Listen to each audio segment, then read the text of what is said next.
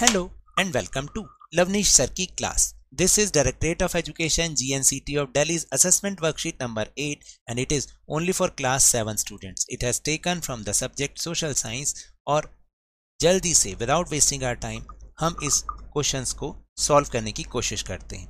सबसे पहले हमें क्या करना है, read the extract and answer the following question. सबसे पहले नीचे दिए गए पैसेज को पढ़ते हैं और फिर फॉलोइंग क्वेश्चंस के आंसर करने की कोशिश करते हैं. You would have noticed that people stand for elections in the name of different parties. यानी different parties के नाम से लोग इलेक्शन में खड़े होते हैं.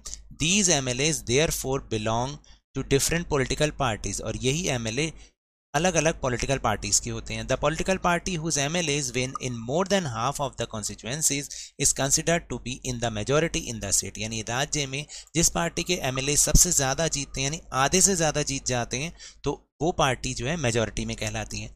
The political party with a majority is called the ruling party and the all others are called opposition. यानी जो पार्टी मेजॉरिटी में होती है उसको रूलिंग पार्टी कहते हैं और बाकी सबको अपोजिशन कहते हैं. After the election, the MLAs belonging to the ruling party elect their leader who becomes the chief minister. और जीतने के बाद सारे MLAs अपने जो रूलिंग पार्टी के होते हैं वो अपने में से एक लीडर चुनते हैं जो कि चीफ मिनिस्टर कहलाते हैं. The chief minister then selects other people as ministers. और चीफ मिनिस्टर ही फिर दूसरे लोगों को मिनिस्टर्स के रूप में चुनते हैं.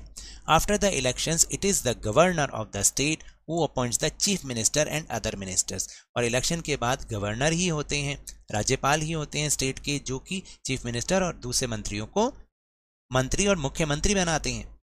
The chief minister and other ministers have the responsibility of running various government departments और ministries. अब चीफ मिनिस्टर और जो अदर मिनिस्टर्स होते हैं ये उनकी जिम्मेदारी होती है कि वो जो है डिफरेंट जो गवर्नमेंट डिपार्टमेंट्स होते हैं उनको वो चलाते हैं. समझे आप. फिर उसके बाद है दे हैव सेपरेट ऑफिसेज और उनके अलग अलग कार्यालय भी होते हैं. Example education department, health department, environment department etcetera. Sometimes one party does not get a clear majority. In that case, many parties come together to form government. कई बार क्या होता है किसी एक पार्टी को मेजॉरिटी नहीं मिलती तो इसलिए कई पार्टीज मिलकर गवर्नमेंट बनाती हैं. When two or more parties together form a government, such a government is called a coalition government. यानी जब दो या दो से ज़्यादा पार्टी मिलकर गवर्नमेंट बनाती हैं तो ऐसी गवर्नमेंट को हम कोलिशन गवर्नमेंट या फिर गठबंधन की सरकार कहते हैं. चलिए अब जल्दी से प्रश्न देख लेते हैं, question answers. First question is, what is the political party that gets majority in the election called? यानी जिस पार्टी को मेजॉरिटी मिलती है उसको क्या कहते हैं, रूलिंग पार्टी, ऑपोजिशन, गवर्नर या none of these. Right answer is A, ruling party. 2. When two or more parties together form a government, such government is called a dash government. कौन सी government कहते हैं जब दो या दो से ज़्यादा पार्टी मिलकर गवर्नमेंट फॉर्म करती हैं? मोनार्की, कोलिशन, डिक्टेटरशिप या none of these. Right answer is B, coalition government. Third is after the election who elect the chief minister. Election के बाद चीफ मिनिस्टर को कौन चुनता है? Opposition, MLAs belonging to the ruling party और governor और none of these.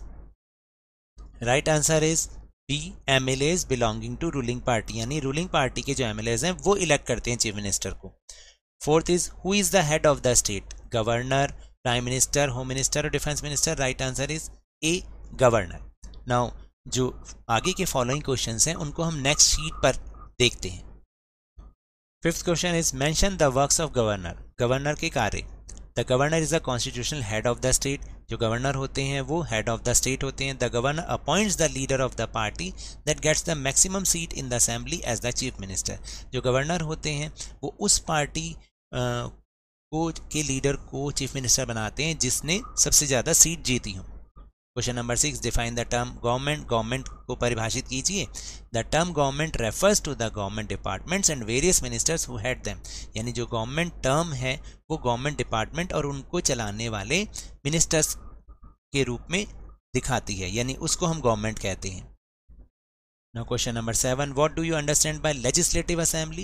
Legislative assembly is a place where all the MLAs whether from the ruling party or from the opposition meet to discuss various things. यानी legislative assembly एक ऐसा स्थान है जहाँ पे MLA चाहे वो ruling party के हों चाहे opposition के हों वो various things को discuss करने के लिए इकट्ठा होते हैं.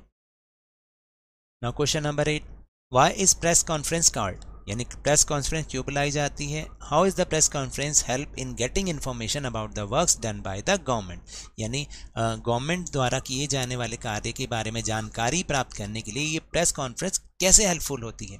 तो देखिए ये 2 क्वेश्चन हैं, इसलिए थोड़ा बड़ा है। In the press conference, the ministers informs the media persons about the all steps taken by the government. Press conference में जो मिनिस्टर होते हैं वो मीडिया पर्सन्स को ये बताते हैं कि गवर्नमेंट ने क्या क्या काम किया है।